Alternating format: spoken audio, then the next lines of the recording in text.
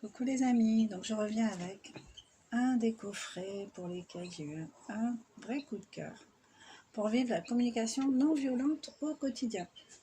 Vous êtes à fleur de peau au moindre conflit, en colère ou frustré quand on ne vous comprend pas. Grâce aux 81 cartes de ce coffret, vous découvrirez chaque jour un conseil ou une affirmation positive pour développer votre empathie, mieux comprendre vos interlocuteurs, prendre conscience de vos besoins profonds et de les exprimer clairement. À la clé, des relations apaisées, un bien-être profond et durable. Beau programme. Donc si vous avez tendance à être à fleur de peau, souvent, parce qu'on peut l'être par moment, c'est naturel en fait, donc faut accepter aussi. Mais si c'est récurrent et si souvent, à peine on vous dit un truc, vous bondissez, vous n'êtes pas bien, que vous vous sentez en conflit avec les autres de façon quasi permanente, c'est là que ça devient compliqué. En colère ou frustré, ou si vous avez le sentiment qu'on ne vous comprend pas, ben oui, ça peut entraîner un mal-être qui ne sera pas une fatalité, sur lequel on pourra toujours agir, mais pour ça, il faut en prendre conscience déjà, il faut être honnête avec soi-même, arrêter de se mentir à soi-même, être honnête, arrêter d'accuser tout le monde de ses états d'âme, parce qu'au final, c'est souvent une résonance en fait. Donc voilà, c'est les parties qu'on n'accepte pas chez soi.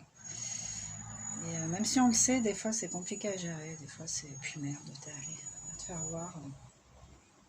Mais bon, dans l'idéal évidemment, c'est d'essayer de parler, communiquer de façon intelligente pour vraiment bien se comprendre. Parce que souvent ça part de malentendus. Donc on va, voilà, il y a des petites cartes comme ça, tac. Et l'idée, là, on vous propose de piocher une carte par jour et voilà, qui contient un message et qui va pouvoir vous aider tout au long de la journée si vous gardez, par exemple, cette carte dans votre portefeuille sur vous, quoi, à portée de main. Mais bon, moi perso, c'est plus des défis ou me poser avec, méditer dessus. Ça peut être une vraie méditation, les yeux fermés, je médite sur une question en particulier, ou alors j'y pense et je trouve peut-être des situations qui m'ont marqué, qui ont été évoquées par la carte. Bon, on va tirer, jouer comme vous voulez, mais jouer. Alors, j'apprends à réfléchir avant de parler. Ce que je vais lui demander augmente-t-il ou réduit-il mes chances de me connecter? Donc avant de vous adresser à quelqu'un, l'idéal c'est de réfléchir. Quand je veux que l'autre comprenne ce que je cherche à lui dire, comment je m'y prends, je me mets alors à la place de l'autre et j'imagine ce que je répondrai face à de l'agressivité. Quand je suis capable de changer de posture, je suis enfin capable de m'apaiser. Tout à fait. C'est sûr que si on veut vraiment communiquer avec quelqu'un sur quelque chose de profond, il vaut mieux être dans de bonnes dispositions et déjouer ses propres pièges à soi. Parce qu'on connaît, en général, on connaît son caractère et quand ça ne va pas et quand ça ne le fait pas. Mais aussi, si on connaît un peu l'autre, on mesurait aussi son genre de réaction, quoi. Et si on veut vraiment communiquer, c'est pas qu'il faut pas être spontané, mais faut sous-peser un peu ce qu'on va dire, ce qu'on va dire à la personne. Voilà. Si on veut vraiment rentrer en communication, si on veut juste dire une vérité, ben voilà, on dit le truc et puis basta. Mais si on veut rentrer dans de l'échange et plus de compréhension, là, il va falloir se poser en se demandant, est-ce que si je lui dis ça comme ça, il y a des chances que ce soit bien reçu ou il vaudrait peut-être mieux que j'y mette une autre forme, même si c'est pas moi, ça ne me correspond pas forcément. Mais du moment que ça colle avec la personnalité d'en face, qu'on sait que cette personnalité-là sera apte à comprendre de cette façon-là, parce que c'est plutôt son langage à elle, c'est savoir s'adapter en fait aux personnes qu'on a en face. Donc c'est un bel exercice. Alors je vais tirer une autre carte. Communication non violente, CNV. Donc elle est enseignée à travers le monde, notamment auprès des enfants. Je ne cherche pas à être gentil dans la relation au profit d'être vrai. La communication non violente m'apprend à distinguer les actes du cœur et les actes régis par ma culpabilité ou mon incapacité à dire non. Cela me fait vivre alors un sentiment d'harmonie avec moi-même et les autres quand je suis capable d'être en cohésion avec ce que je pense vraiment. Toujours rester authentique. Je vais vous dire, je ne cherche pas à être gentil dans la relation au profit d'être vrai.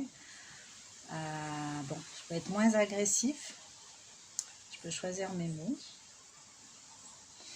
mais au fond de ma pensée, en fait, il faut que j'arrive à l'exprimer, même si je m'adapte au langage de l'autre, parce que des personnes, on sait très bien que si on leur dit un truc d'une certaine façon, ça va être mal interprété. On a l'impression de marcher sur des œufs. C'est pénible. C'est pénible quand c'est récurrent et quand c'est tout le temps comme ça. Mais ne pas chercher à être gentil dans la relation au profit d'être vrai. Toujours rester authentique en fait. S'assumer, assumer ce qu'on dit, assumer ce qu'on pense. Je pense que c'est important. Alors, on va en tirer une dernière. Bon, si vous avez d'autres choses qui vous viennent, moi je vous évoque ce qui est présent là dans ma tête, ça n'exclut rien d'autre. Si vous avez des commentaires à faire par rapport à tout ça, n'hésitez pas, c'est un plaisir au contraire. Donc, elles sont indisciplinées mes cartes. Allez, une petite dernière. Ok, je renonce à croire qu'il n'y a qu'une solution pour me contenter. Je renonce à croire qu'il n'y a qu'une seule solution pour me contenter. Vous pouvez faire des captures d'écran. Voilà. Et voilà, je renonce à croire qu'il n'y a qu'une solution pour me contenter. Je me coupe de mes besoins quand je me focalise sur une seule stratégie. Il n'y a qu'avec elle ou lui que je serai heureux, par exemple. Et quand cela ne marche pas, je suis malheureux, car je me suis enfermée dans une solution unique sur laquelle je n'ai aucun contrôle. Donc, est-ce qu'on peut parler de plan B à ce moment-là? En tout cas, d'options, d'autres options, quoi. Je pense que vraiment la meilleure option, c'est se choisir soi, avec ses particularités, avec sa personnalité, même avec ses choses à travailler. Accepter déjà qu'on a du boulot. On est des êtres humains, on est là pour grandir, apprendre. Donc il y a du taf, les gars. Et du coup, je renonce à croire qu'il n'y a qu'une solution pour me contenter. Je mise pas tout sur la case rouge, par exemple, quoi. Je mets pas tous mes œufs dans le même panier. Enfin, toutes ces expressions qui disent que on se donne d'autres chances, on se donne d'autres options, ça existe. Donc on ne s'enferme pas dans un seul truc. Il n'y a qu'avec lui que je serai heureuse. On ne sait pas en fait. On ne sait pas. Ça, c'est des mantras qu'on se répète, mais au final, est-ce qu'on sait ça? Est-ce qu'on est persuadé de ça? Est-ce qu'on l'a expérimenté? On ne peut pas savoir en fait, tant qu'on n'a pas expérimenté autre chose en définitive. Donc oui, voilà, c'est la prison mentale, c'est s'enfermer dans des idées.